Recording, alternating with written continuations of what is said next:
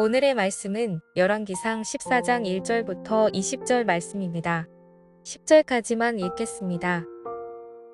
그때에 여로보암의 아들 아비야가 병든지라.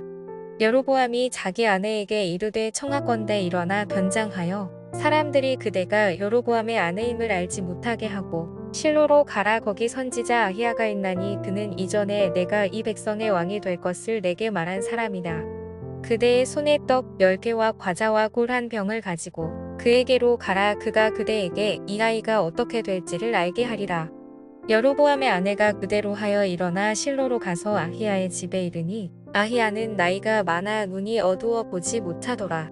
여호와께서 아히야에게 이르시되 여로보암의 아내가 자기 아들이 병들었으므로 내게 물으러 오나니 너는 이러이러하게 대답하라. 그가 들어올 때에 다른 사람인 체함이니라.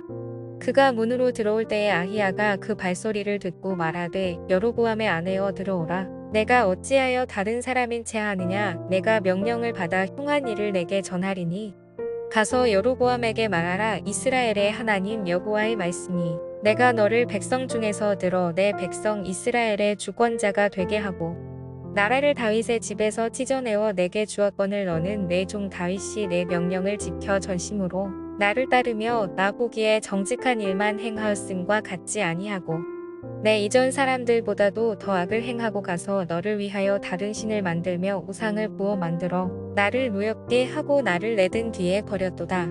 그러므로 내가 여로보암의 집에 재앙을 내려 여로보암에게 속한 사내는 이스라엘 가운데 매인자나 노인자나 다 끊어 버리되 거름 더미를 쓸어 버림같이 여로보암의 집을 말갛게 쓸어 버릴지라. 그리고 여러분, 사람에게 있어서 정말 연약한 특징 중에 하나는 무엇입니까?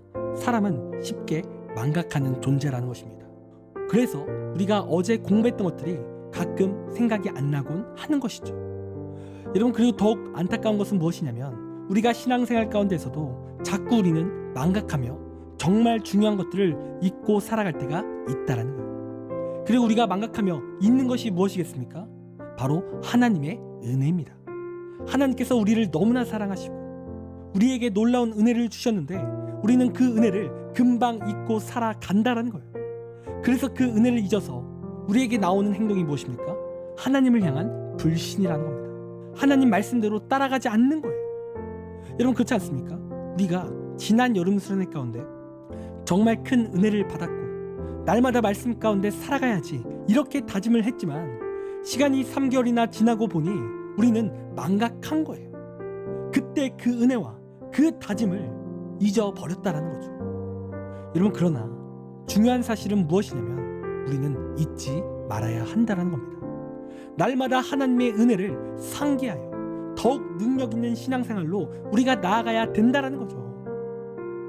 여러분, 오늘 본문을 보면 하나님의 은혜를 잊은 사람이 나옵니다. 여러분, 그 사람이 누구냐면 북이스라엘의 왕 여로보암입니다.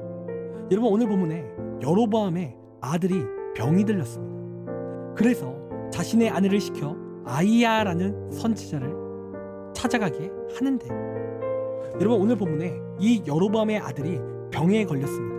그래서 이 여로보암은 자신의 아내를 시켜서 아히야라는 선지자를 찾아가게 하는데요. 그리고 이 아히야 선지자는 누구냐면 이 여로보암이 북이스라엘의 왕이 될 것을 예언했던 선지자입니다. 그래서 이 여로보암은 아내를 통해 선지자 아히야를 만나 그는 아들의 회복의 소식 등 복된 소식을 들을 것을 그가 기대했을 거예요. 그런데 오늘 본문의 이 아히야 선지자가 어떠한 예언을 합니까?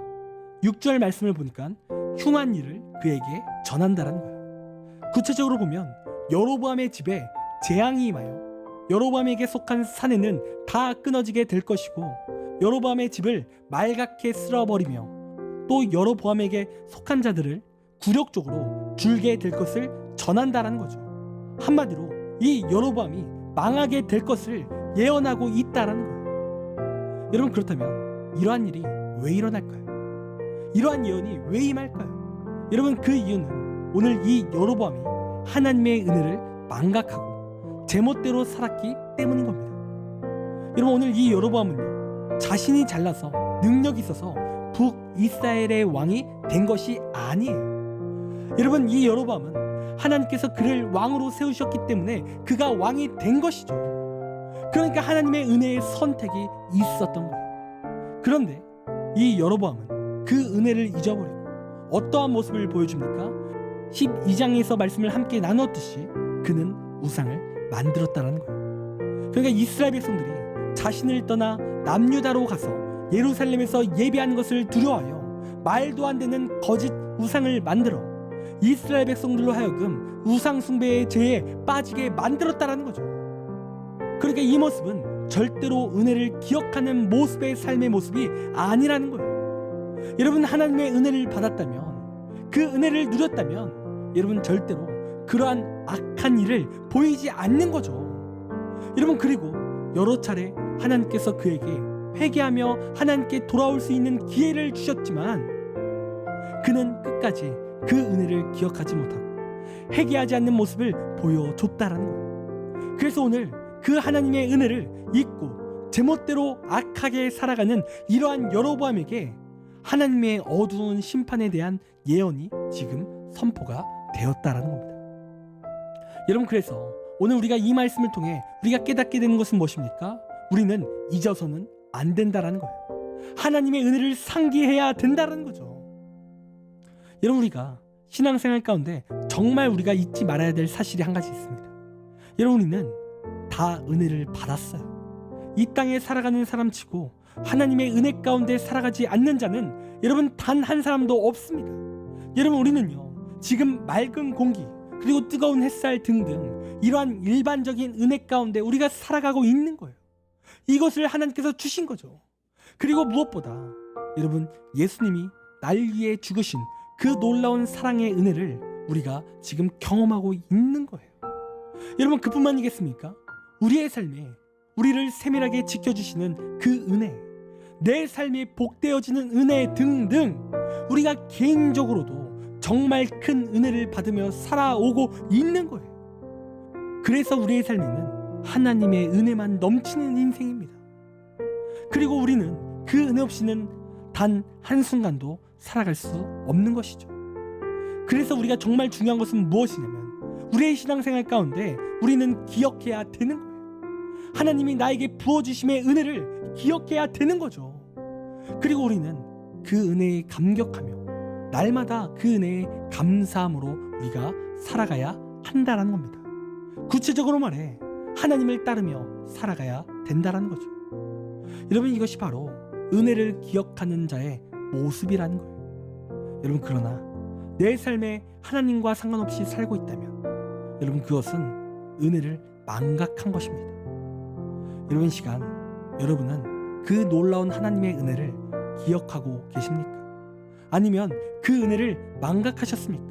이 시간 만약에 하나님과 상관없이 살고 있는 분들이 있다면, 또한 그 은혜를 망각하셨다면 여러분, 이제는 기억하십시오. 하나님이 날 향한 은혜를 주셨음을 기억하십시오. 그리고 회개하며 다시 한번 하나님께 돌아와 하나님께 감사함으로 또한 하나님의 놀라운 은혜를 찬양하며 나아가는 우리의 귀한 신앙이 되기를 간절히 원합니다. 기도하겠습니다. 하나님, 우리의 신앙 가운데 하나님의 은혜를 날마다 기억하는 신앙 되길 원합니다. 잊지 않고 하나님께 그 은혜를 감격하며 감사하며 그 은혜를 찬양하며 나아가는 우리가 되길 원하오니 하나님, 우리 가운데 기억할 수 있는 은혜와 능력을 허락하여 주시옵소서. 시간 함께하여 주시옵소서. 시간 모든 것을 주님께 맡깁니다. 감사하며 사랑이 많으신 예수님의 이름으로 기도드립니다. 아멘. 시간 우리 함께 1분 동안 말씀을 생각하며 함께 기도하기 원합니다. 기도하겠습니다.